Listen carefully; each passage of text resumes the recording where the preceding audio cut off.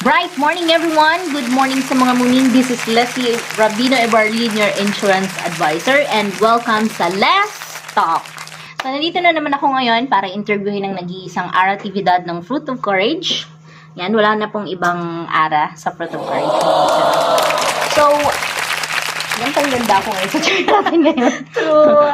Para tayo dito sa alam mo, yung para tayong nagbabalita, tapos sa likod natin yung building, buildings. yes. Kumusta ka naman yun, Corina Sanchez? Okay, Corina Sanchez. Okay naman ako, Tita Charo. Wow.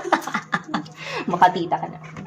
Yung patagal Patagal ito, din. Ara. Okay, sige. So, say hi muna sa ating mga viewers. Hi sa mga viewers ni Ate Les. Na-experience mo na ba yung nare-reject ka?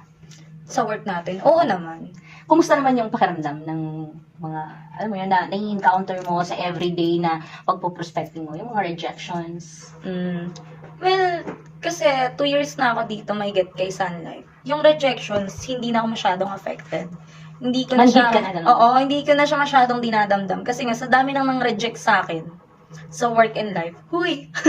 And then, sa work, parang, I'm kinda used to it na eh. Parang hindi na siya big deal. Parang new norms na siya na may mang-reject sa yung clients. Last year lang to nangyari.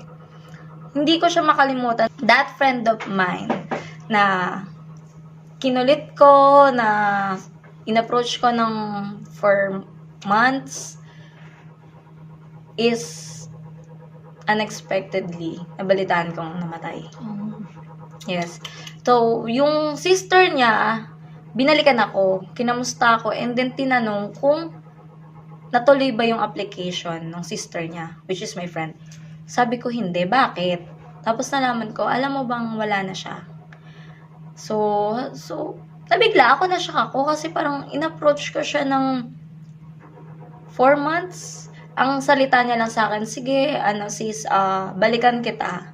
Ganito, ganyan. So, may siyang laging reasons, busy, una, hindi priority, tapos nung nagkaroon ako ng chance na ma-explain sa kanya yung benefits, nagustuhan niya, pero busy, hindi nag-proceed, hindi nag-push through, na-delay. And then, ayun nga, nabalitaan ko na lang na bigla siyang nag-passed away nang hindi inaasahan. Super healthy nito babae, non-smoker, lang siya, bigla lang siyang tinamaan ng sakit, like parang pneumonia daw, doon nagsimula, biglang humina yung katawan. So, after nilang pagamot, nung na-discharge, okay na daw, dinala nila sa province, sa Cavite, para daw makapag-relax sana, makapagpahinga, fresh air, ganyan. Pero, 1 week lang, nagulat sila, wala na. Hindi na siya gumising. Meron mo siyang anak? Yes, may anak siya, single mother siya, 2 yung anak niya.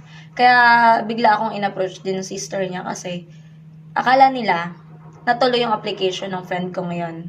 Kasi syempre, parang na-expect siguro nila na baka may makuha na benefits, claims, any claims. Pero yun nga, sadly, wala. Kasi nga, hindi nag-push through yung application. Hindi na natuloy. Kaya, ako talaga, after that scenario, yung nangyaring yun, mas naging eager ako na mag-secure din talaga. Tapos, lalo pag malapit sa akin, yung rejection na yan, yung pag hindi pa ako ready, lalo pag kasi close mo, pag malapit sa'yo, ang dali ka nilang i-reject eh.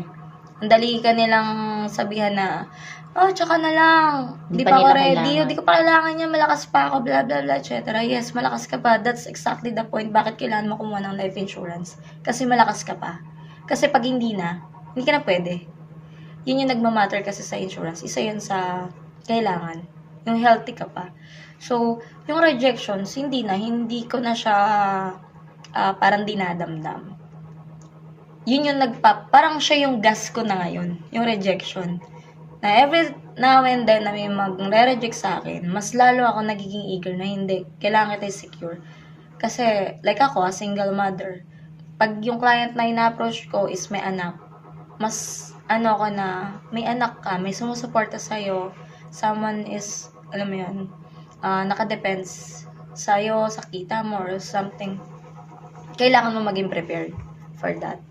So, yung mga rejections, simple rejections na seen or hindi talaga sinisin, ganyan, or nire-replyan ka, pero sa set ng appointment, tapos i-ghost ka na lang bigla, wala, deadma rin ako. So, kung parang pag deadma nila ako, deadma lang din ako sa ginagawa niya. Pero I still keep on messaging them, nagsisend ako ng mga motivational sa kanila para to inspire them and to add value. Mm-mm. So, parang yung sa'yo, yung rejection is a new opportunity. Yes.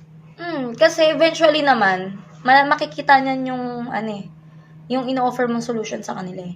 Basta honest ka lang din sa client na kinakausap mo. Hindi nila makita yung peso sign sa mata mo. Makukuha mo yung trust nila eh. Kasi ilang beses naman na nangyari sa akin na yung ibang clients nireject ako.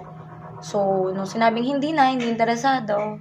And then after ilang follow-ups, kahit anong papansin, anong message, hindi na talaga. So, naglaylo ako. Sila naman yung bumabalik sa akin ngayon.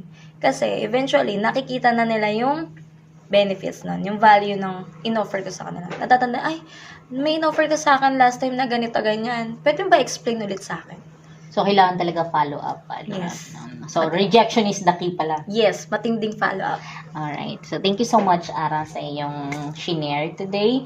I hope na naka-add values tayo ngayon sa ating mga viewers. And again, thank you so much sa pagstay sa aming video. Once again, this is Leslie Rabino Ebarli.